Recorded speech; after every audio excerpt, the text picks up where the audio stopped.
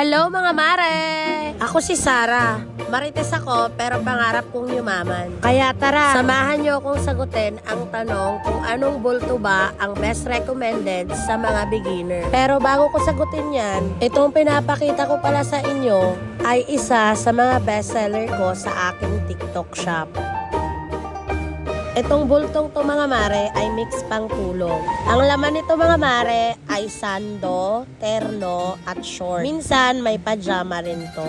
Kaya kung tatanungin ako kung ano ba yung best recommended ko sa isang beginner, bukod sa ladies t-shirt, isa rin to sa bulto na pwede kong ma-recommend sa mga ukay beginner. Bukod sa abot kaya ang puhunan, itong bulto na to ay class A na din. Pero again mga mare, hindi porket class A ay wala ka ng risk sa bulto na bibilhin mo. Dahil lagi mong tatandaan mare ay ukay is risky.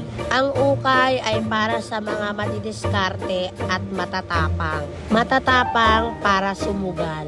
Itong bulto pala na binuksan ko ay total 15 bales. At ito pala mga mare yung mga nasort namin na mga button down sleepwear. Kagaya nito siya mga mare, ayan, Mickey Mouse at meron ding nahalong Koromi. At ito naman mga mare, yung mga sando na pantulog. Ito pala mga mare, yung sandong nahalo sa aking mga sleepwear. Ayan, ganyan ang mga design niya mga mare. At ito naman mga mare, yung mga short. Ang tawag ko dito mga mare ay printed shorts. Kasi mga mare, yung mga print niya ang cute at ang gaganda. Ang tela pala nito mga mare ay mixed cotton at chalis. Minsan may nahahalo ding silk.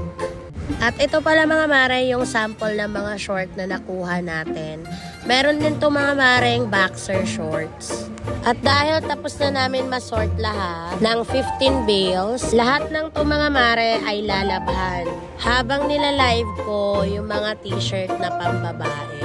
Yes mga mare, nilalabhan pala to namin mga mare para mas lalong gumanda at hindi siya gusot once na nilive. Sa ganito kadaming bulto mga mare, natatapos tumalabhan after 2 weeks. Once nalabhan siya mga mare, ayan, isasampay siya namin dito sa aming bubong para matuyo. Once na natuyo yung mga unang nasampay, itutupi siya para hindi gusot. Ganon mga mare ang sikreto at diskarte para gumanda ang isang ukay.